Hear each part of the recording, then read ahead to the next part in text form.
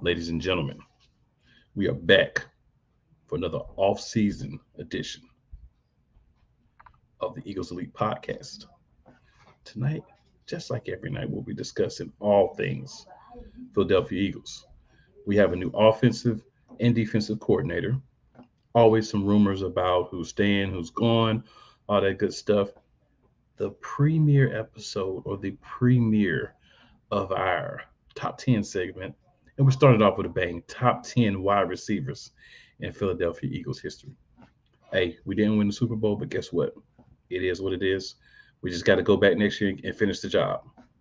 So with that being said, man, we're going to go ahead and get into this meat and potatoes. And joining me, the OG2, the other member, Mr. Yes, Wyatt. What's sir. going on, man? Not too much, man. I'm excited to get into it. Like you said, we're debuting the new segment. I'm excited to, go roll into the off season. Finding different stuff to talk about each week, and just a little bit of news and rumors, especially with the combine going on. There's going to be a lot of a little draft talk. I don't know about this episode, but going forward, there's going to be a ton of stuff to be talking about through the off season. It's just a matter of spacing it out weekly, so it fits right. Absolutely. So, sir, we got to start it off. We got to set it off. Absolutely. As always, with the breaking news. So, what do you got for us today, man? Yeah, like you mentioned, we do have a new OC in DC. I'm going to save that for a minute because there's really only two official NFL like news reports as far as the Eagles are concerned, and they both have to do with the NFL Competition Committee. One is actually a proposal from the Eagles. So the Eagles proposed a rule change like they do. It seems like the Eagles are always proposing at least 1 or 2 rule changes a year. This year, I believe this is one that they actually proposed the past couple years. It just hasn't been passed. And that is to allow teams to attempt a 4th and 15 play to maintain ball possession when kicking off. So instead of kicking off after scoring, you can designate to go for a 4th and 15. And if you get that, you can keep the ball and keep going on your drive. I believe this is a rule that we've tried to propose before. It just hasn't been passed. Similar to like the helmet rule that they were pushing for years and then finally got passed. It just seems like the Eagles, once they kind of find something they're interested in, they kind of dig their heels in and push it every single year. Yeah. So shout out Philly. What's going on? Appreciate you for hopping on and hanging with us this week. Yeah, what's up, Philly?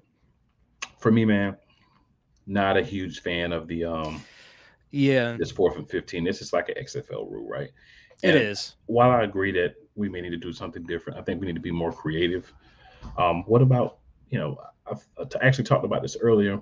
One of the thoughts I had was why not do something along the lines of let's push back 5 more yards, the area in which the defense can be, right? Or the team that would be receiving the ball, you know, Okay. still allowed a 10 yards, but there's a 5 yard difference between where the players can be that are receiving the ball and where the dead ball can be. So you have a 5 yard window where it's kind of a free willy type situation versus what we have now.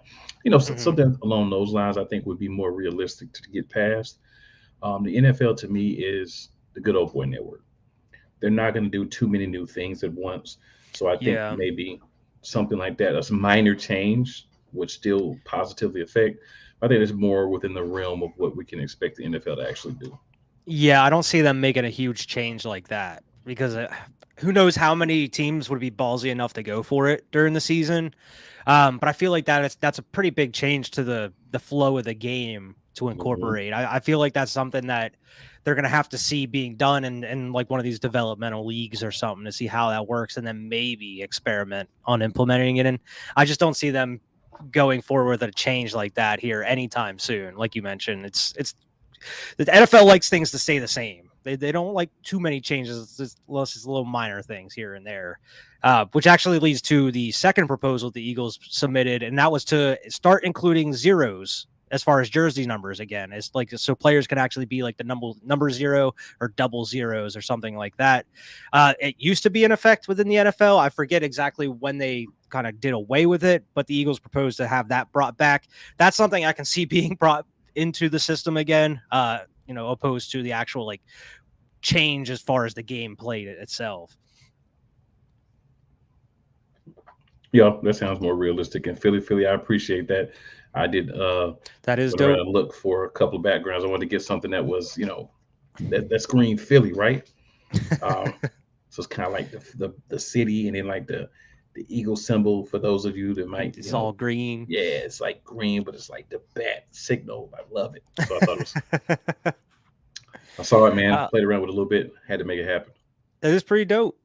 Yeah, The other thing I have as far as NFL competition committee, this was announced not long after the Super Bowl, but now it's getting a lot of traction because of the league meetings and everything coming up with the combine and all, GMs and owners meeting up. They try once again, they try to screw the birds over, man. I mean, they hate us, it seems. NFL competition committee is begun discussing the quarterback push play, or the tush push as they like to call it. Apparently they're trying to ban it altogether because it's virtually unstoppable from what they're saying. And it also, I forget what the technical term they said it was. Or it was like it was visually unappealing or yeah, something to the game. And it was like, come on now. I didn't know that was an aspect that you had to have within the game. Like a play you have has to be visually appealing to the NFL. Like, come on. Now it's just they're trying to make up excuses to stop running this play that's, it gets that first down 92% of the time, especially this season. There was only a handful of times it got stopped. yeah. I mean, the thing is, man, I can understand why, because of how well we used it, that you want to get rid of it. But look at it from this perspective. Jalen Hurts was squatting 600 pounds in college Mm-hmm. and deadlifting 600 pounds in college. This man has a powerful lower body. Whether they were pushing him or not, he was going to get most of those. So if you do away with it, whatever you, unless you completely do away with the quarterback sneak, it's still going to be a dominant weapon for us. Anything fourth or third down and 1 yard or less, we're still going to get. Yeah. And I mean, the Eagles, from what I saw, like they're saying their argument was like everything that they've done has been within the rules. Like Hmm. none of this was breaking the rules at all. It used to be against the rules, from what I understand. Yeah, But similar to the numbers, they did away with that and they added it back in there. So I mean, you were able to get away with it, but because of how much success they've had with it this year, they want to do away with it again. When it's like, well, why can't teams just implement that into their own game? Like, I don't understand that. It's like all these, I saw a statistic. I don't have it on me, but it was like the percentages for teams that do QB sneaks. You have that super high percentage of getting that first down, but not a majority of the teams don't bother to do it. They decide to run or pass it on those plays.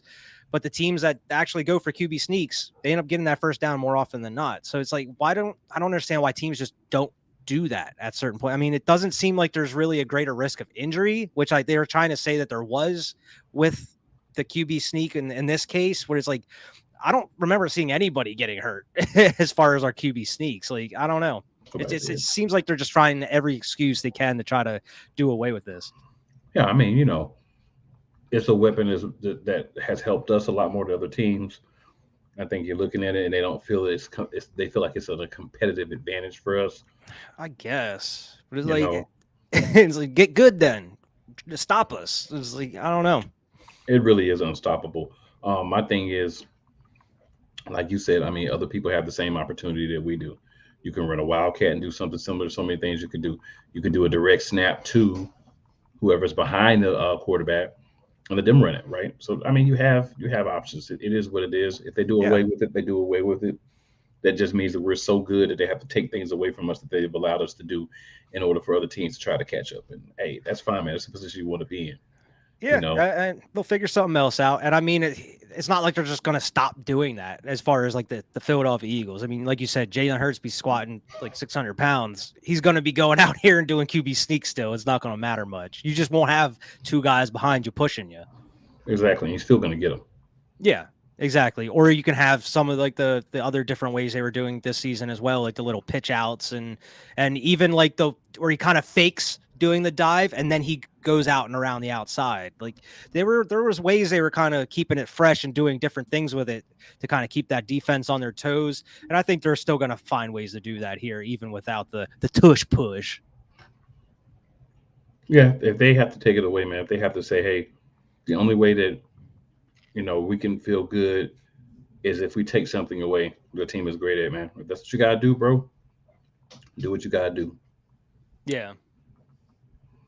It is Ben what it Hurts is. contract. Man, I'm waiting. I mean, we expected to actually hear something by today, but that didn't happen. I mean, Howie and Nick Sirianni had their press conference, and he mentioned that like he deserves a big deal and everything. So it's just a matter of if, not when. No, a matter of when, not if. Jeez, I got that mixed up. Screwed that whole thing up. Yeah. I mean, when you look at it, man, we all knew 100%, real. We all knew Yeah. it was going to be difficult to get it done by now just because of time. Yeah, I mean, it's probably gonna be a complicated contract as far as like the duration and all the different like milestones and everything he has to hit, and I'm sure there's going to be a bunch of different factors within there. And then also you think about just guaranteed money, right? That's the big debate And right now, right? guarantee, yeah, that's the biggest conversation, especially like surrounding Lamar and everything. Hmm. So it's something else to kind of look at, from that particular perspective. Mm-hmm. Philly says expand Hurts contract. So that's the one Philly. It's kind of what we were just saying. Yeah. It's going to take some time. It depends on what he's looking at in the guaranteed money, the contract language. If there's things he doesn't like that, him as agencies, that type of thing. I think it does get done. Um, I'm not going to put a time frame saying like, oh, it'll be next week or the week after that. But Mm-hmm. I think it gets done. It's the first nominal that really needs to fall for the Eagles before free agency starts here in a couple of weeks. We Yeah, really you need have to get this that figured done. out Yeah, first. we got to figure out what that's going to look like. If that's going to affect the number for this year, or if it's just going to be a new contract that's starting next year. I would think the logical thing would be is want to pull the year that you have this year into it. Maybe you Yeah, give them some of the guaranteed money this year to kind of negate the long term effects of doing this deal. Because this deal, it's going this to be is going to huge. change. It's going to change things when Yeah, this and deal it's better happens. this year than next year. Well, it's always better to do it the year before because every year you wait, the numbers go up. But this is going to affect Exactly. everybody else on the team. A lot of Yeah. those high end free agents that we were able to bring in on nice 1 year deals last year, that's not going to be the case once Jalen Hurts gets paid. Once Jalen Yeah. Hurts gets paid, we're bargain binning. We're getting And guys that's who, exactly what Howie Roseman said. He's like, there's no yeah, way we're bringing all these free agents back. I mean, no, that's just how it is. I mean, you got to look it's at it impossible. realistically. It's impossible with what's going to have to be paid to Hurts. It's impossible to do. Yeah. It's just unfortunate, but that is what happens, right? There's going to be more money that's going to be there, to spend, but you have to redo some contracts even to get the money for Hurts deal. Yeah. And that's why it's great to have a GM like Howie Roseman, where he excels at, moving money around and working the numbers and everything like that. He's great at reworking these contracts and freeing up more money. That way you can get, maybe a decent piece you've been looking at, or even just to pay some of the rookies you bring in as well. He's been doing this for a long period of time, and he's been excellent at it. So, I mean, I have no doubt in my mind he's going to do what's right for the team. And I mean, as long as the only thing I'm concerned about right now is just how we look going into the draft and what kind of decisions they make. But it seems like Howie Roseman and Nick Sirianni are tied at the hip as far as, making decisions and everything, and not running the organization, but kind of managing the team. That's going to be very important. This offseason is Yeah. pivotal, man. This may be the one of the single most important off seasons that we've seen. We're coming off of a Super Bowl. We've got a lot of our own guys that we need to re-sign. You know, we're not Yeah. going to be able to get everybody right. I mean, Bradbury clearly is not coming back to this team. No. And the rumors are coming out already about Miles is most likely not coming back, which we kind of expected, but a lot of rumors are coming out saying that's more often than not he's gone. Oh yeah, I would expect that, man, because I don't think we're in the range again. Once you pay the quarterback, you can't pay the other positions. Yeah, this is the hard part of being a successful franchise. I mean, it's hard to be, like a Chiefs or a Bills or a team that stays dominant year after year after year. I mean, you have to have a good GM and everybody to kind of figure out the money and figure out how to get these guys in and figure out what players works. I mean, you got to exchange talent somewhere. I mean, if you lose some key free agents, that's when you got to, like you mentioned, go kind of bargain bin shopping and find those diamonds in the roughs and go. And that's where you have to look kind of at players later in the draft as well. Uh, Players that have a high ceiling that may be able to, maybe not that same year, but develop into an elite player going forward. And they've been very hit or miss at that. I would say more hit than miss as of late. But like the middle of around like between like 2015, 2010 to 2015, it was a little rough for a minute. But I mean, the past couple years, we've been decent as far as drafting. So, I mean, as far as Sirianni and Howie, I think as long as they're working together and they're making the best pick available at that time, I think we should be good to go. But I mean, we'll be getting in all that draft talk closer to the draft, though. Yeah, we definitely are going to have to, in some way, shape, or form, find ourselves another corner. Yeah, we have to. And that's, like we mentioned last week, that's probably going to be the number 10 pick. And then we're going to need to go edge. But if we don't get Sanders back, and I've heard a lot of talk, actually, that the Panthers here are going to be one of the prime spots for him. For her, Bradbury. No, for or Sanders. Yeah. Oh, okay. That would make sense. Yeah, especially after like trading McCaffrey and everything. I mean, they have like Chuba Hubbard still. He was doing all right. I don't know if he's a free agent or not, but putting Miles Sanders back there would be nice for them. It's going to suck having Miles leave though. So it's kind of a double-edged sword for me. I'd like to keep Miles, but at the same time, I understand. Yeah, we got to pay number one. And the thing is, and I know I just said this a few minutes ago, but I just want people to understand what we're saying. Oh, why aren't we going out and why aren't we getting this guy? Why aren't we getting that guy? Why aren't we doing this? Why aren't we doing that? The reason we're not is because all that cap space is shrinking. Mm-hmm. We've got our wide receiver signed reasonably long term. We've got our tight end signed. We've got the line. We've got those guys. We've got some of the defensive pieces, but we look at guys like Cox. If he wants to come back and play another year, he's going to have to either go somewhere else or he's going to have to really take a discount for it to work with the numbers. There's things that are going to would have to happen, right? A lot of it depends on the players and some of these older guys maybe saying, I'll give it one more chance. I'll run it back. I'll take a little bit less if I can come back when the numbers work.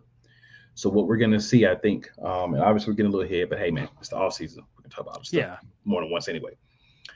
I think what we're going to see is we're going to see guys signed early, some guys extended, different things of that nature, maybe to make the contracts work. We add 2 more years onto it, give you more money, different things. But once that first wave is over, once the high-priced guys, a lot of guys we can't get are gone, once we've signed the guys that we can ourselves, then that's when you'll see the Eagles start to be active in the free agency.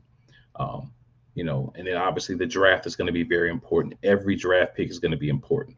Maybe able to trade Quez Watkins and get out from under his cap.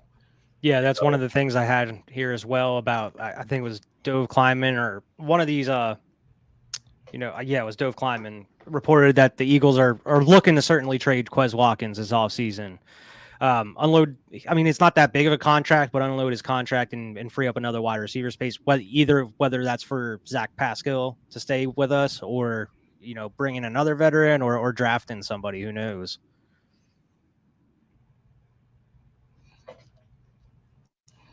Yeah, and we're looking at this coming year, just talking some of the positionals, right? So for 2023. Wide receiver. As of right now, we're spending $19.2 million for 2023. AJ Brown starting the first year of his $100 million 5-year contract. Devontae Smith, year 3 of his rookie deal. We're gonna, of course, pick up the 5th-year option. He has a base salary of $940,000, but it's a $5 million cap hit. And then Quez Watkins has $2.7 million.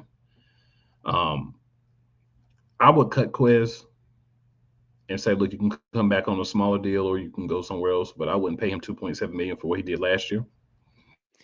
Yeah. I think you would find someone else to pick him up, 1-2 million. Yeah. I think we can get Pascal back for about $1.5 million, right? So we can cut some of the money off, and then obviously drafting at least one possibly two wide receivers. I could see You that. I could see running him back. drafting a running back too. Yeah. Well, I mean, we'd have to draft the running backs. We'd have to decide with that 31st pick that we have as our pick if we want to go after a running back or like an edge rusher. I mean, and without Sanders coming back, if Yeah. that's true, then you'd probably want to go for a running back. Or Yeah. if it's the end of the first round, so it's not going to be that much different. And what it gives you is if you draft the running back in the first round, here's where it's great to draft one here versus waiting to the second round. If he's a really good player, you can control him for a fifth year on a rookie deal, right? Hmm. So that gives us a 5 year window to have a hopefully a good running back on a rookie contract. You draft him in the second round, you get 4 years, and then you have to pay, and there's no fifth year option. So that's something that may take that position of running back and maybe slide that in. Because right now we're only projected to have 2.9 million in running back, and that's of course Gainwell and Gainwell. He's 2.4 Yeah. million, and then Boston Scott, um, he'll probably be back, right? So probably like a million or so. We'll get a Scott, because he's a guy that we're going to use for to do a bunch of different things. But several other positions we could talk about. But again, just kind of getting you guys your mouths watered here, a little salivating for what we're going to be doing this off season. It's going to be a lot of talk about a lot of Yeah. different things. We're just going to be bouncing around. We're going to keep I talking just the cap. because We're going to keep talking there's been a lot of drafts, rumors, rumors, and all that. I don't understand how any of it could happen unless there's some crazy cap manipulation. Like I mean, we've been seeing like Josh Jacobs and Kareem Hunt and like, Jalen Ramsey linked, and it's like, how are we affording any of these guys? Especially like Josh Jacobs off of an amazing year like that, he's gonna want way more than what we can give him. I mean, I don't know, unless we're trading decent assets for him, to make up for the cap. I don't know. I don't see how any of that could happen. Yeah, what's up, Philly Eats? Appreciate you tuning in as well. I think we're gonna some things are gonna maneuver. Like I could see Kareem That's for Hunt sure. happening over Josh Jacobs. It all depends. Shady Sports, what's going on? So apparently there's some it's not Eagles news, but some What'd he breaking do news coming now? out about Antonio Brown. So Shady Sports, please enlighten us to that breaking news about Antonio Brown. What'd he Lord do knows now? it's probably entertaining, even though it's not Eagles related. Um, I would say, man, for me, I think the numbers can be manipulated. Some contracts can be redone. We can extend some guys, to alleviate some of the pressure this year. Hmm. Eventually, so theoretically, that's going to catch up with you. But we did have the really nasty year with the Wentz money, and then we got out from under that. So I Yeah. think that we're in a situation where a lot of things are possible, but for every move you make, there's another move you can't make for making that move. Yeah. So Because that's most the thing. likely, you already mentioned Fletcher Cox. BG's expired, so it's like, and he had a career year coming off that Achilles injury. So what he said that he has more in the tank. He plans on playing. If he He's plays, gonna it's have got to to be in take Philly. us. It's got to be in It's Philly. You gotta, can't let that guy go yeah, but anywhere. we can't be giving him like around 10 over 10 mil Oh no, we unless can't you're give him 10 stretching mil. it out. No, we can't give him 10 mil. But that's what I'm saying. Some of these guys, that's why I say it's got to be a combination Yeah. um, of different things happening. It's got to be the fact that he wants to come back. He wants to be an Eagle, but he also understands that what we have going on, what it's going to be. Yeah. So here we go with the Antonio Brown news. He's buying a stake in the Albany Empire of the National Arena League with his dad Eddie, who's a former AFL star. Okay, cool. So Interesting. that is interesting. So Shady Sports, for y'all who don't I was know, expecting bad news. I was too. I'm going to be honest. So Shady Sports, you don't know, man, is your one of your one. It's a one-stop shop for all things football.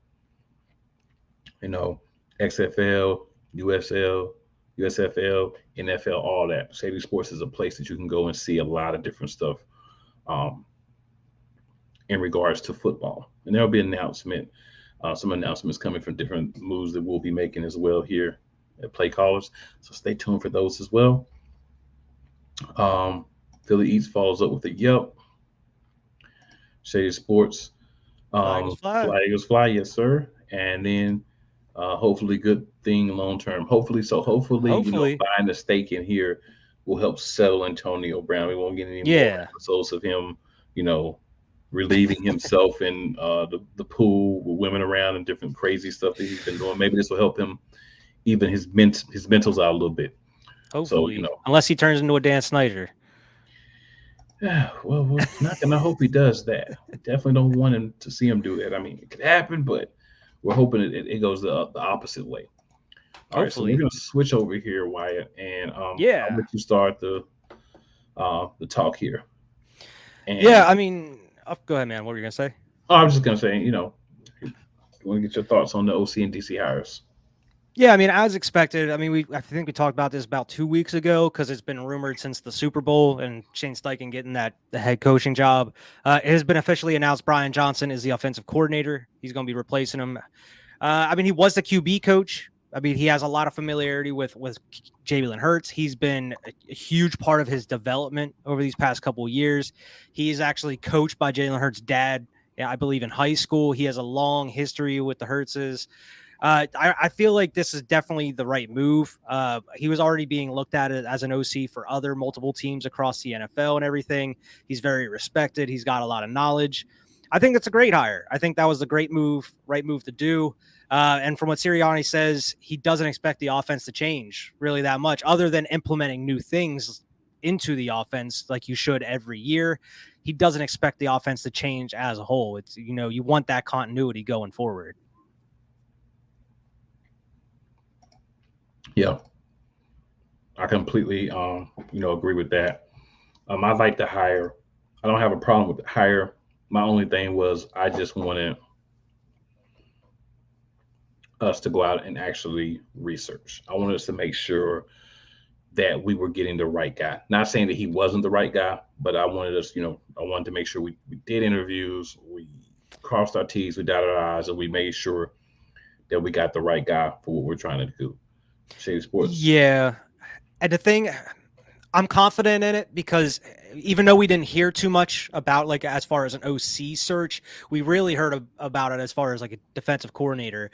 The Eagles really went out to search for a defensive coordinator. They interviewed a whole list of people, whereas they didn't really do that much as far as OC. So it seemed like they really, really liked what they had with Brian Johnson there. So it seems like they're very confident in him just coming up. From what Sirianni was saying, they've been kind of grooming him there for a while now. He's been kind of teaching him the in and out things because they kind of expected Steichen to get another job.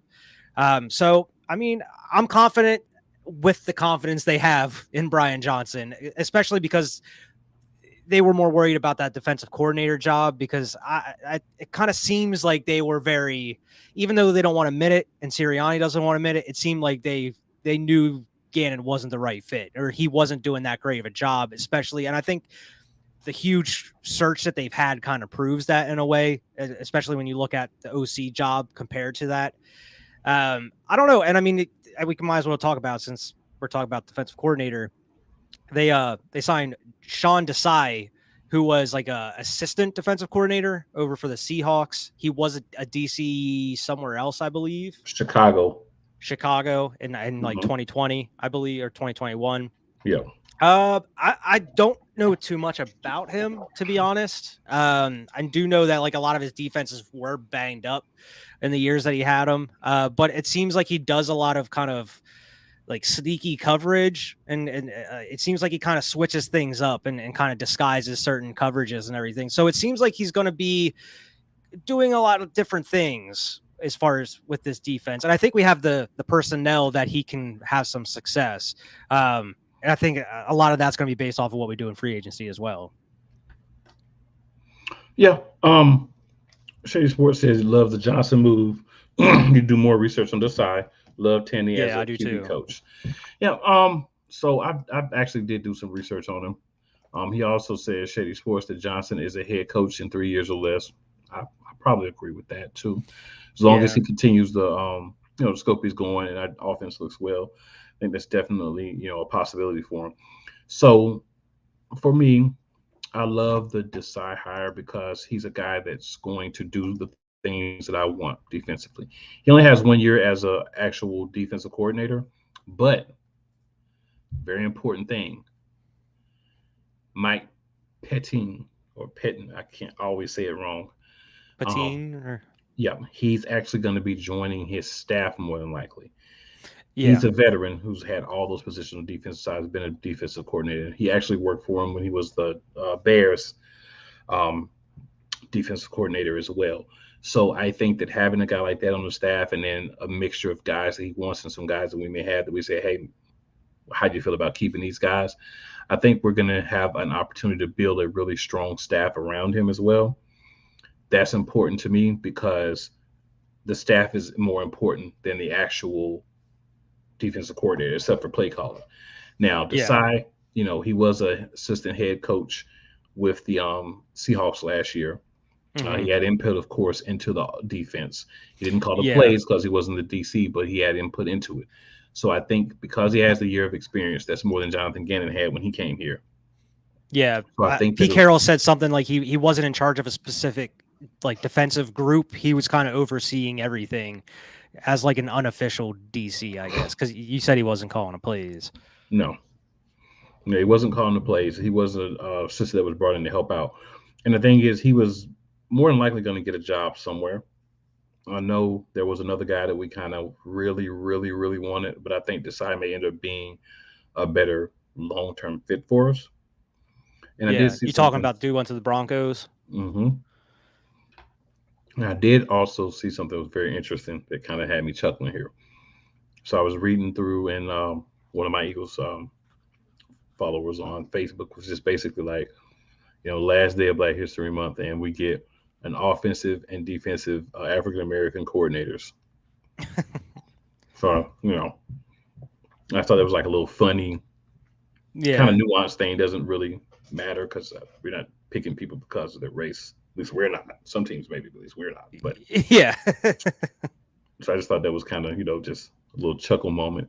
Um, Hmm. the biggest thing, obviously, we know offensively what we need from the offensive coordinator. The offensive coordinator needs to come in, have some testicular fortitude in the situations where it's needed. Yeah. Um, not be scared to call the plays that need to be called, not be scared to make um, the fourth down calls when they need to, but also really mix up the run and the pass. Open up the playbook and let Jalen Hurts go out there and beat Jalen Hurts. We don't want a guy that's just going to come in here and run the same 5 to 10 plays. No. We speculated a long time that they were holding a lot of things for the Super Bowl. Well, we got played because that's not what happened. No, it's not. You know, and it's cool, man. I mean, you go out, you want the things to happen, you want everything to happen the way you want it to happen. I get that. I wanted to, right? I wanted them to go out and I wanted them to show the world that the Philadelphia Eagles was ready, and it didn't happen to me offensively or defensively. I think defensively was more of a letdown. Yeah. So that's why I'm not upset at Yeah. all It's that Howie CJ was like, GJ out here oh, yeah, taking shots again. he's And keeping it 3,000. And I respect that, right? I respect the fact that he's being honest about what happened. We were not getting yeah. the love that we should have been getting. Um, the plays were not being done the way that they should have been being done. We should have been out there hitting everybody over the head. We should have been out there being aggressive. Defensively, we should have been adapting to what was happening. Those are the kind of guys we need. So hopefully, the two guys that we have there are going to be that. What I was alluding to earlier, I think offensively, we know what we are. It's just fixing it. Defensively, it's pretty much almost like a blow up, right? Because a lot of these guys are not going to be here. Yeah. CJ has to be here. Reddick has to be here. There's certain guys that have to be here, Yeah, but it's you pretty can't much a pay given. everybody. CJ is going to be here. They're already saying that the Eagles are going to place the franchise tag on if they have to Yeah, but I work out mean, that contract. there's so many guys that are not going to be here. Oh So I yeah, yeah, think yeah, yeah. You're right. You're right. even though there's a few that's going to be here, there's so many that are not going to be. So who Yeah, replaces defense is them? going to look real different. And how does this new coordinator come into a completely different system? So I'm happy that we actually are bringing in somebody from outside for this because it's going to be completely different. You're going to have to get more out of your players, and we're going to have to be more concerned with every spot. Yeah, I think we're going to look a lot younger on defense this year. We don't have a choice but to look a lot younger. Well, yeah, that's true. But I mean, I'm excited to see Nakobe Dean though. Most of all on the defense, I'm excited to see him get the start. Jordan Davis is expected to start. He needs to have a big offseason here because I mean, And Reed Blankenship has got to be that other safety. He's got to. You got to We have have Reed to Blankenship over there. And I we mean, have to it's save it. Those positions and those young guys have got to be ready to step up. they have to be. I mean, that's exactly why you took them when you did last year, because you expected them to start within the next year or so. And Reed Blankenship, that worked out tremendously. And as long as he can put in the work and then stay at that not at a high level and keep, try to reach his ceiling, he could be a focal point of this defense going forward. And we could be lucking out on having 3 dominant young players going forward here through however many years. Yeah, because it's going to become a time we're going to have to pay Devontae Smith in a couple of years, right? So And there's a then lot of any one of those guys. players, depending on how they're playing. There's going to be a lot of guys that are going to get paid in the next couple of years, possibly. So it's just going to be a matter of us making Yeah. sure we do what we do. Got a lot of free agents though, man. Yeah, It's Philly, gonna Philly. be We should be getting CJ back. yeah. I think that's like, other than Hurts, that's their top priority. Yeah. So those things we should see happening here pretty quickly. Franchise tags have to pretty much go out in the next like week, 2 weeks, about 2 weeks.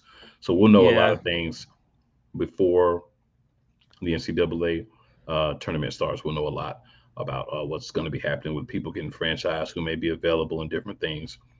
And I think trades could always be a possibility as well. So we'll see. We'll just see how things play out. Um, but I am real excited about that.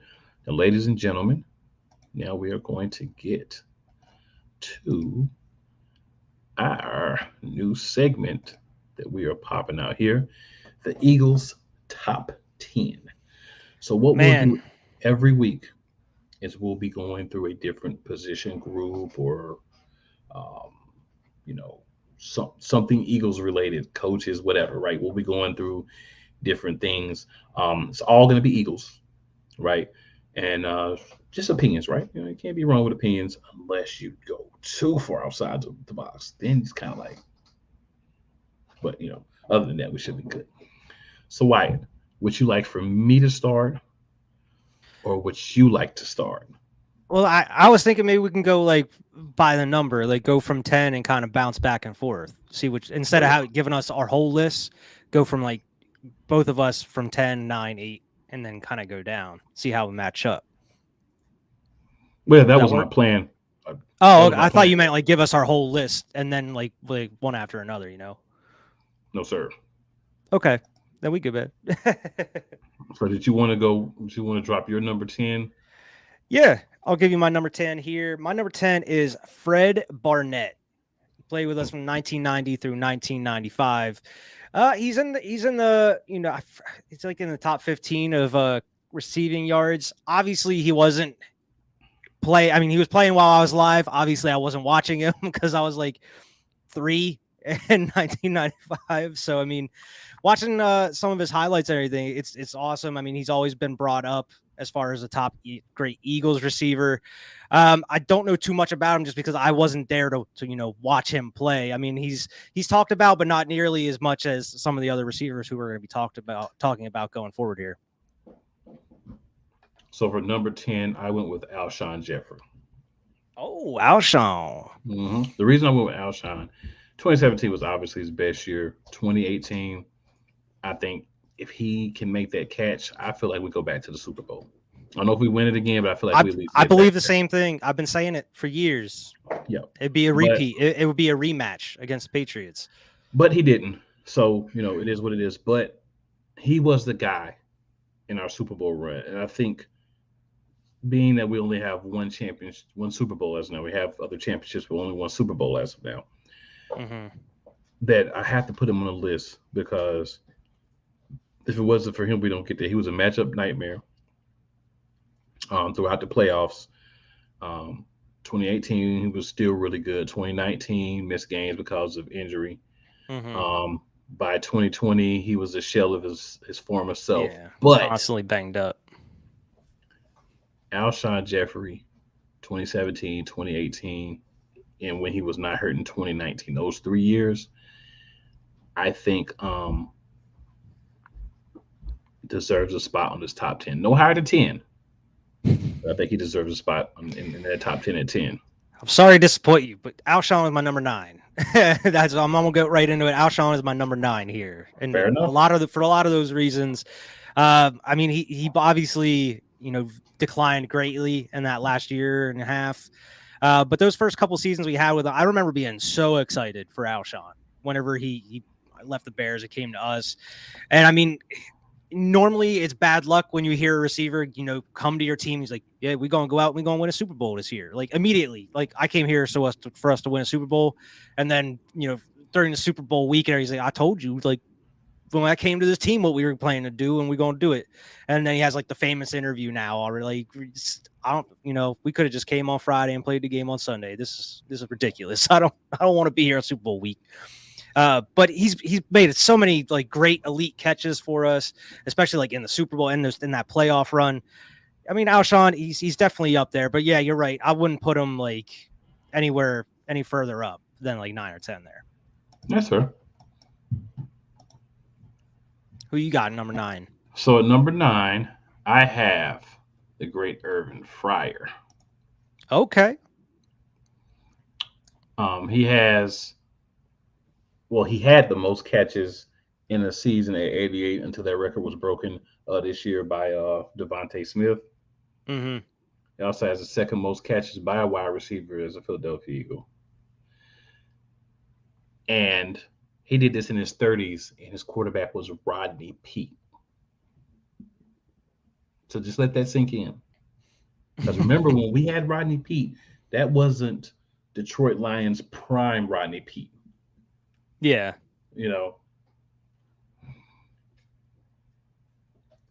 So what he was able to do for a few years here in his 30s was amazing. He had a career high 11,095 yards and 11 touchdowns. We made the playoffs. We were shut out by San Francisco in the wild card round that year. He broke the record for receiving yards the next year with 1,316, 86 catches and 6 scores, so only 2 off of his mark. All after turning 30. He kind of fell off a little bit after that, but at some point you have to fall off. Father Time is undefeated. But I just feel like everything that Irvin Fryer was able to do as a Philadelphia Eagle puts him to me at number 9 on my list. Fair enough, man. Fair enough. I went very unconventional with my number 8. And that's because he's not actually a wide receiver. I picked Brian Westbrook as my number 8 because this dude is number 14 on our receiving yards of all time. This dude every single year had over 500 receiving yards. Yeah, as a running back. This dude, I mean, he had almost 1,000 in 2004 in that Super Bowl year with 700 receiving yards, which is nuts. And then after that, he had like over 600 3 years in a row. He had over almost 800 yards in 2007. I mean, this dude was unbelievable. And he ended up his career. He ended up, I forget the total amount of rushing yards he had, but his receiving yards was a little over half that, which is nuts, man. He was absolutely elite on both sides. For number 8, I stayed with the actual wide receivers. I went unconventional with it. Just his wide receiver list. Hey, man, I understand. I went with Fred Barnett. Okay. Oh, Arkansas Fred. Yeah.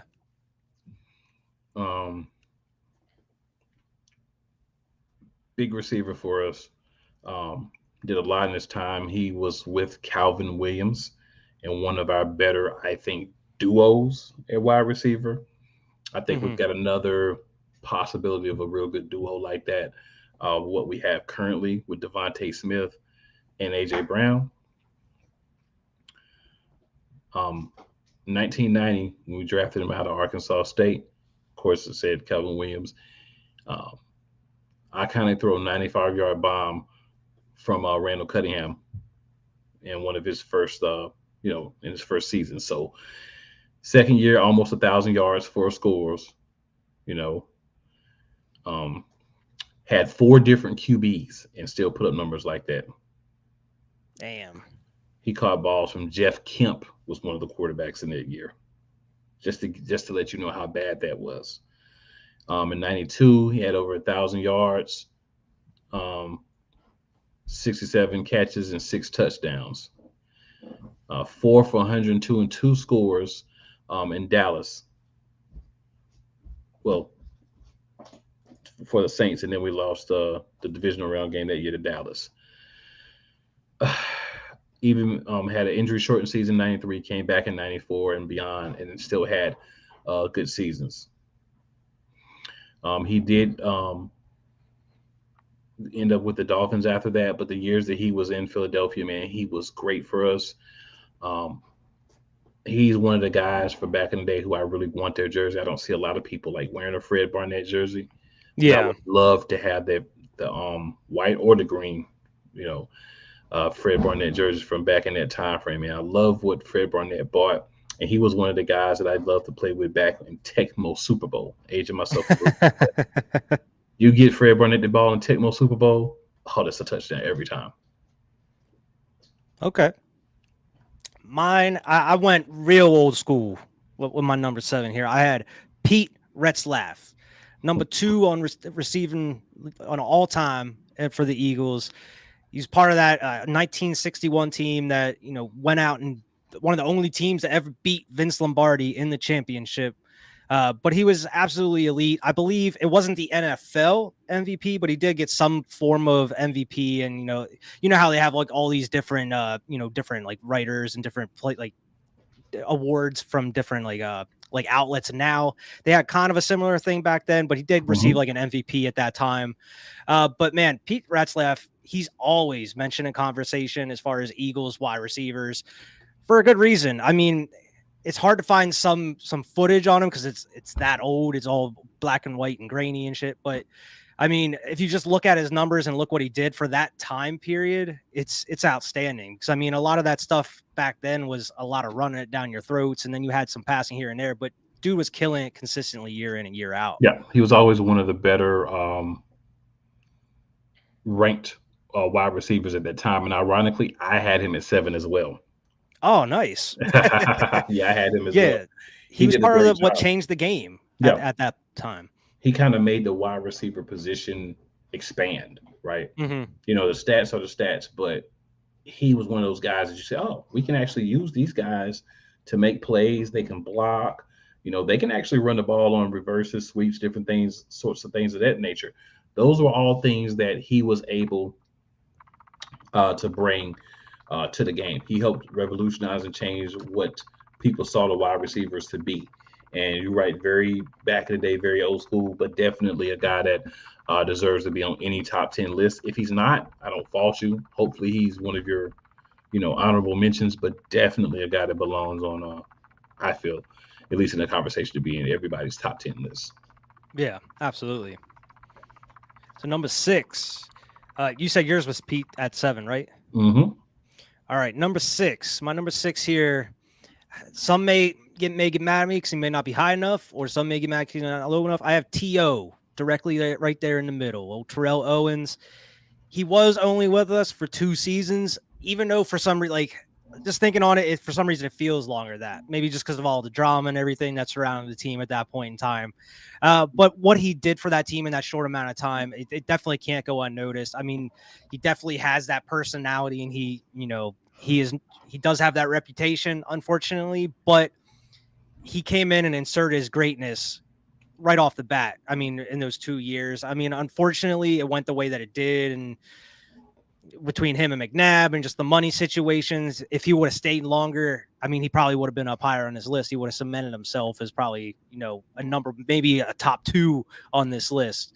But because of the only 2 years and everything, I have to kind of put him there in the middle. So I didn't have T.O. because he was only with the team for 2 years. Oh, you don't have him at all? I don't have him because I felt like that a lot of what he did, while it was great the time he was here, he had the one good year when we went to the Super Bowl when he got hurt. And by the next year, everything had kind of frayed with him and Donovan. I'm not saying that you're wrong for having him on your list, but that's why I don't Makes have sense. him, on my list. But number 6, I have Jeremy Maclin. Oh, okay. He was drafted in 2009 to be the complement to Deshaun Jackson. But to me, I think he actually became the guy. Hmm. He went from 773, 4 touchdowns his rookie year, to the next year over 1,000 yards and 70 catches. He had a 10 touchdown season. Hmm. He is part of the big comeback at MetLife that helped us seal the division crown. Solid guy, could run every route, good hands. I think if he had not have had the ACL injuries that he had in college and the pros, Hmm. I think he would have been an all-time great for the Philadelphia Eagles. And I hate that he never got to really realize his potential due to injury. Yeah, But and I had him in my number 5 while we're talking about him. He was my yeah, next one. All reliable, man. I mean, he wasn't like super like flashy. He didn't stick out, but I mean, he got the job done every time he got the ball. I mean, he was old. I mean, we always joke about like Greg Ward being our old reliable, but man, Jeremy Maclin was old reliable, man. I mean, I miss that dude on the team. I mean, it's just like what you said. I mean, I wish he would have got more recognition for what he did in that time period. I mean, especially with as many quarterbacks as he had to play with us as well. that dude had his best season: 85 catches, 1,318 yards, and 2 touchdowns, catching passes from Nick Foles and Mark Sanchez. Yeah. That's all you have to tell me about a player. If Nick Imagine if Foles you and had an Mark elite. Sanchez, Yeah. Imagine if you had like Jalen Hurts and AJ Brown and like Jeremy Maclin or something like that. That'd be crazy. Dude be out here hoop like balling. yeah, he was quality. He was quality man. He was consistent. Um, he played on some, I think, some bad teams. Yeah. He didn't have a lot of flashy plays, but I liked Jeremy Maclin. He was my favorite wide receiver for the time that he was here. Yeah. I totally agree. I mean, Jeremy Maclin's is definitely going down as like a fan favorite. I feel like he's not on my list, but another one as well is like Jason Avant. I mean, he's another dude. It's like, man, I Solid. love some Jason Avant, but he's not on my top 10. Yeah, you can't, he's not top 10, but definitely solid. Yeah. So at number 5, I actually have Ben Hawkins. So this is Okay. another, I went back for this. This was not like, I went back for this. He was drafted in 1966. He was so good, he was drafted fifth in the AFL draft and third, and it was a third round pick in the NFL, but he decided to go to the NFL. Um, Acquired rookie year, but starting in 1967, he had 1,265 yards, 59 catches, 10 touchdowns. He averaged over 90 yards a game, which is still a franchise record. Um, the team didn't do very well, but he had a lot of really low years that he stayed around, and really was the guy for some really bad teams. He was a dangerous downfield threat. Like I said, record for most yards per game in a season. He was with Philly for 8 years. Injuries cut short his career in 1973. And after that, man, yeah, think about it. We're talking about the 60s and early 70s. These guys did not have the sports science that we do now. A Yeah. couple of injuries, man, you're done.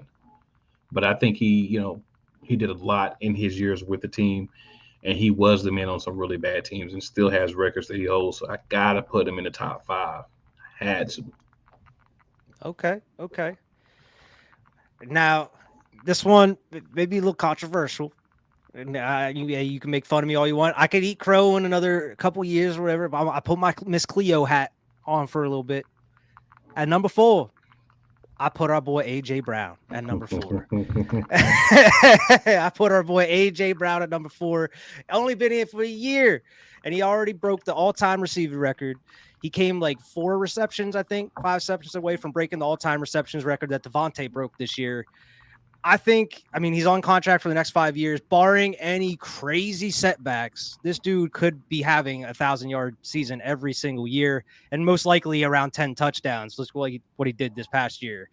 I mean, obviously you can't go off of predictions, but what he's already done so far, I mean, it's hard not to see what he's done, not just in the season, but overall, like even because of the way the playoff games went, we didn't have to utilize him as much, but he went out and showed out on the biggest stage as well within the Super Bowl. Unfortunately, defense couldn't get it done, and the result wasn't what we wanted. But overall, I mean, just the physicality that he has, the way that he handles himself on the field, and the way he controls the ball and the yards after catch. I mean, it's going to be hard not to put him in here, but I could totally understand why you wouldn't have him on here or anybody else wouldn't have him on here. But just from what I'm seeing, I think he's definitely going to be on this list. There's only one reason why I don't have him on my list. Because it's only been 1 year. That is the only reason he's not on my list. Hey, I completely understand it, but I was like, I got to. Like, something was telling me to put him on the list. And I'm not knocking you whatsoever. Looking at it, I might probably should have slid him down a little bit lower than 4. But hey, man, I think by all said and done, he's going to be in that top 5. You're using the Clio? The Clio? So I mean, I don't have, like I said, I don't have a problem with it. But at number 4, I have D-Jax himself, Deshaun Jackson. We drafted in 2008 from Cal. We were choosing between him and Malcolm Kelly. We definitely made the right choice on that one. Yeah. He had over 900 yards and 2 scores his rookie season, and along with a rushing and returning one. He had 50 punt returns for 440 yards. The thing about Deshaun Jackson, we can go about stats all day, but this guy was a punt returner as well as a wide receiver. And that was when he was at his best. Like, he never stopped wanting to do punts. He did punts, all-purpose yards. In 2009, he had over 1,700 all-purpose yards and 12 touchdowns. Mm-hmm. Only player to ever be voted to the Pro Bowl twice in a season for returner and for had over 1,000 yards, 1,156 on 62 catches with 9 scores that year, as well as what he was doing as a kick returner. Mm-hmm. He was highlight reels, explosive plays. You always had to account for Deshaun Jackson. Yeah. And got hurt in 2012, only played 11 games. 2013, he was back with the Chip Kelly offense. Chip Kelly cut him. The reason that he's trying to give is that it was because he was involved. There was some criminal elements. Yeah. No such thing, I think, really happened. I think he just didn't want Deshaun Jackson because Deshaun Jackson was trying to get more money again. He also got rid of LaShawn McCoy, the shady one himself. So Chip was getting rid of some of our better players. But, Deshaun, and I'm just talking about him as an Eagle. He obviously went on to play with the Washington football team for 2 years and Tampa. Buccaneers. And then the Rams once we cut him the second time. But, just what he did on the field, how explosive he was, how great he was as a player, what he added as a punt returner, kick returner as well. There was no way I couldn't, put him high on the list for me. Yeah. I mean, I feel the same exact way. I have him at number 3, mm-hmm. Deshaun Jackson. I mean, it's hard not to put a player like that. I mean, the same with like Jeremy Maclin and Terrell Owens for me. It's hard not to put an elite player like that who we grew up watching and was consistently doing it on a week-to-week basis. I mean, and you can count all the times that you just, the miracle the Meadowlands and some of these other huge plays that Deshaun Jackson has had. Like, what was it? Like the Vic bomb that I think it was against Washington or whatever. Yeah, it was.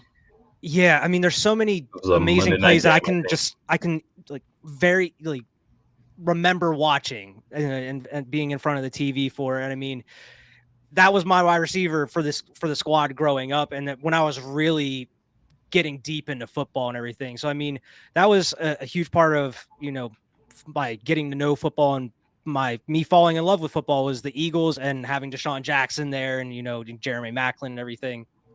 I mean, it's hard not to say what has already been said about Deshaun. And we just don't talk. It's best not to talk about the 2 years that he came back for us.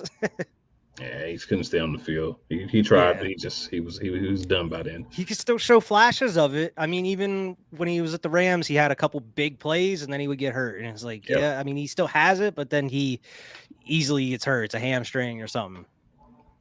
Father Time is undefeated, man. Exactly. Exactly. So at number 3, I have NC State's on Mike Quick. Okay.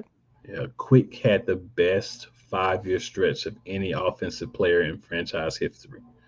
Between 83 and 87, he made all the Pro Bowls, was All Pro twice, scored no less than 9 touchdowns in those years, and broke 1,000 yards 3 times. Tied a record in 1985 with a 99-yard touchdown reception. Um, Most of it was him running against Atlanta in overtime. His first year, which he came in 82, but it was a strike shortened year that year, but in 83, set the franchise record. First year as a starter, 1,409 receiving yards, 69 catches, 11 touchdowns. Um, his yardage total and yards per game average led the league and earned him Pro Bowl and All Pro honors. After 87, couldn't stay healthy anymore. That's the thing. Like when Yeah. we compare errors and stats, one of the things that you have to keep in mind is when they got injuries and now somebody out for 4 or 5 games, they have a minor procedure or they have some special training they wear special braces, they do some special calisthenics and stuff, and they're able to get back on the field. These guys back in the day, man, a couple of injuries and I mean you're done.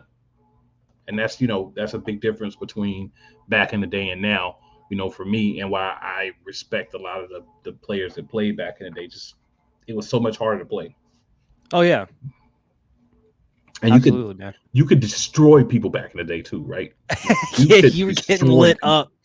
It wasn't like today where the guy doesn't know you're coming and you hit him and he falls and he loses the ball. It's okay because he's going to get the ball and he's a defenseless player. There was no such things back in the day. Hmm.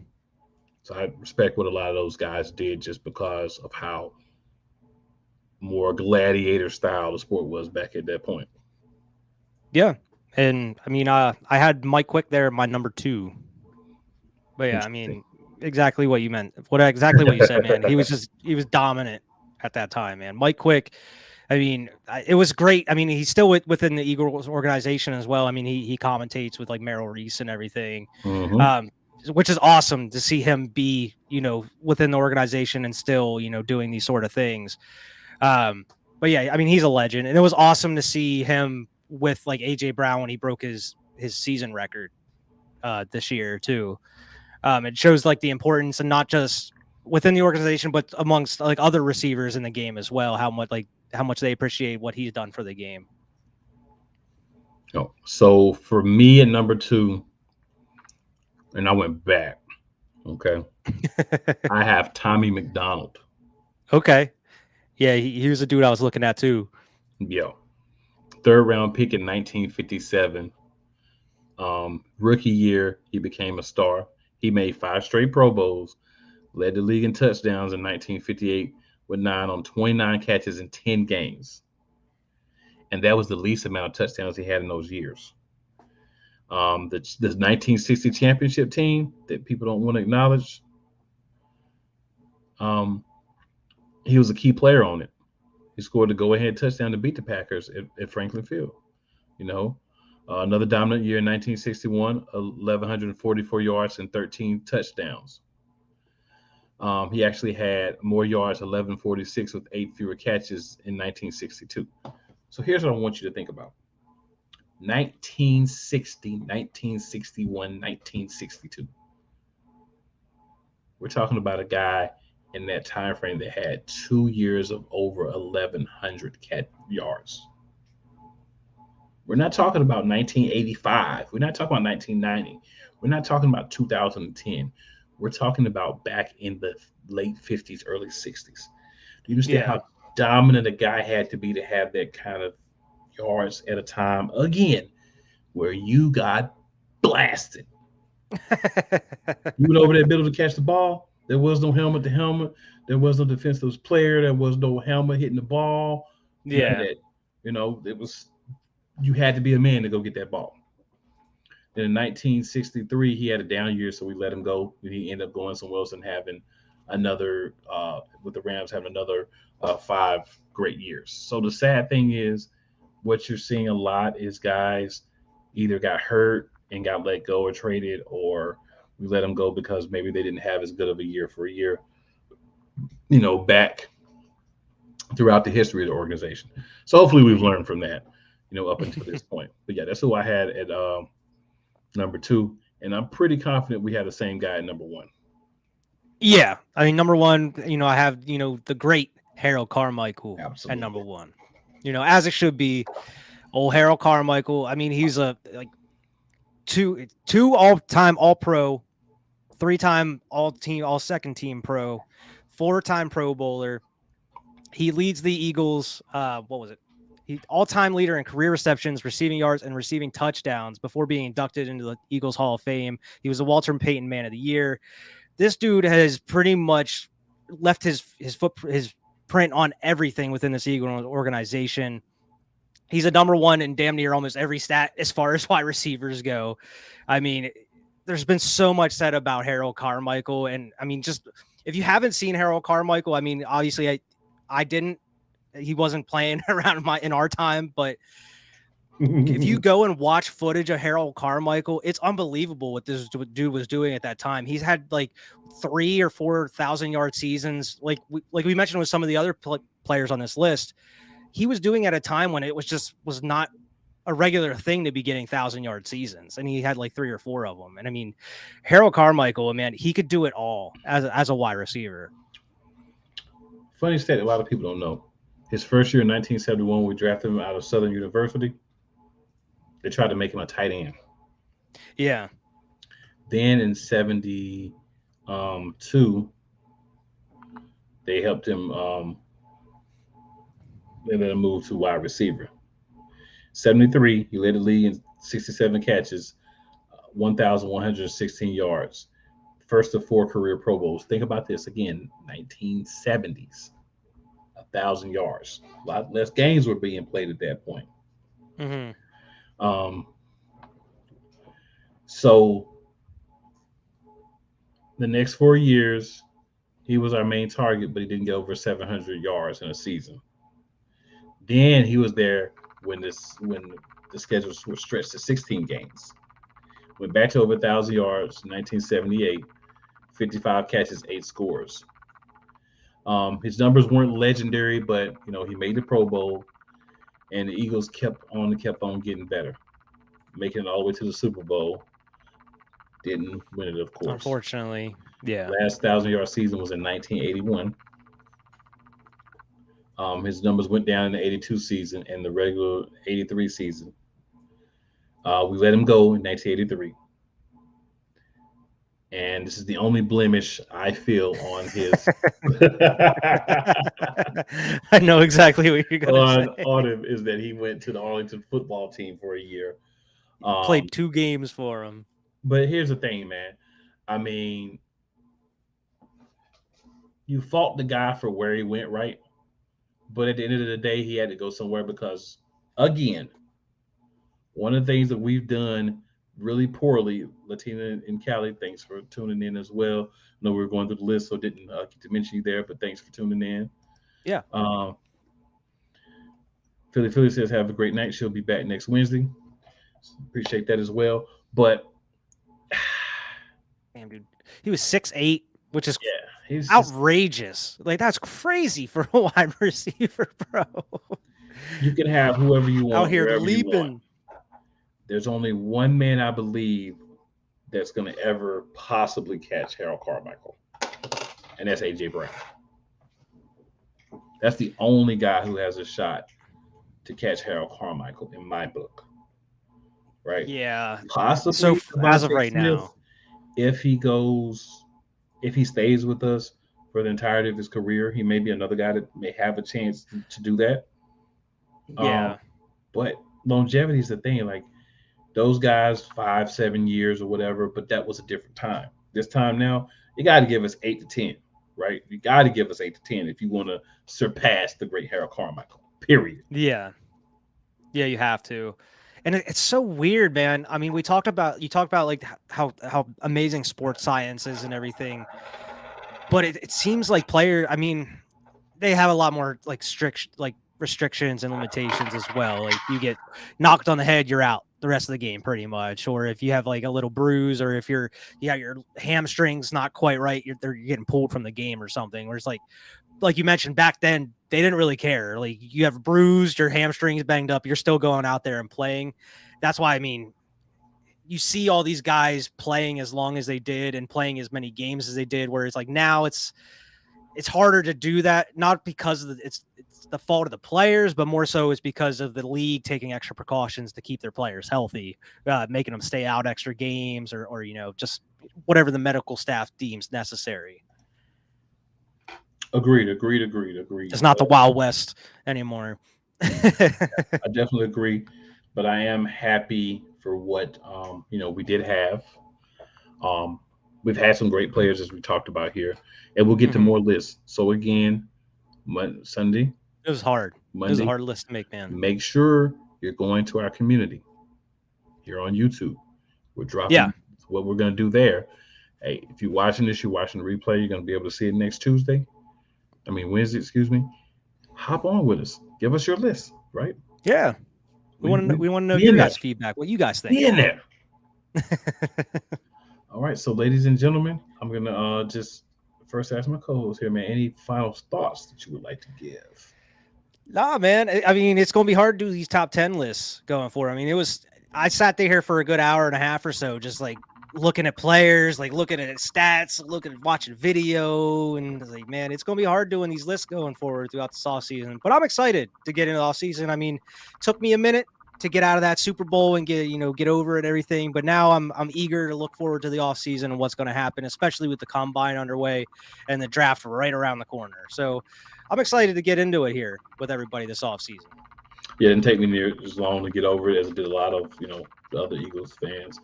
I think for me, man, I just realized, hey, man, we lost, right? Like, I'm mad about it. I'm just as mad as everybody else. Don't get me wrong. Yeah, we just need to stop talking about it. Yeah, like get over it a little bit quicker because I stopped talking about it. Yeah. Well, yeah, no, but I'm saying like they have like seems like every week now. It's like the report came out today about like the landscape, or like the people that kept the fields were talking about how poorly managed and overwatered it was, and I was like, why are we still talking about this? It doesn't make us feel any better about the poor field conditions. Like this doesn't help anything. I refuse. It makes me madder. Conversations. I'm done. Those conversations are like over for me. You exactly. Want to have those conversations, have at it, but I will refuse to be part of those conversations. Exactly. I'm ready to move on the off season. Move on to another season and hopefully get back to the promised land and finish things this time. Exactly. You know Hurts wants to do right. Absolutely. So for me, man, just thank everyone that watched live, everyone that catches the replay, everybody checked into the comments. Much love. Absolutely. Shout out to Eagles Diva. She wasn't able to make it tonight. We held it down for the squad. Yeah, it was an old school dynamic duo episode. Yes, sir. Yes, sir. So ladies and gentlemen, make sure you tune in next week. Make sure you tell 2 friends and 3 of your enemies to come watch us. So just because they don't like you don't mean they won't like us. Hey, that's true. I actually got that from one of my guys, Chris Bates. I switched it up a little bit, but shout out to Chris Bates, man. He's amazing at what he does. He puts a lot of humor into it, makes it fun. But ladies and gentlemen, we are going to be signing off for the evening. A little something for you guys to see to get you hyped, get you ready for next week. Make sure you're back. Same bad time, same bad station.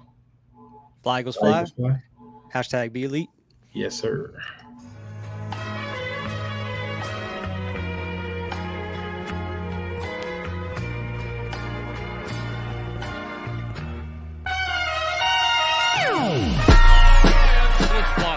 The kick is away, and the kick it's gone! And the Eagles win! It's hard to come to South Philadelphia and leave here with the win. You just don't come to Philadelphia and leave here with the win. Eagles fans everywhere, this is for you. Let the celebration begin!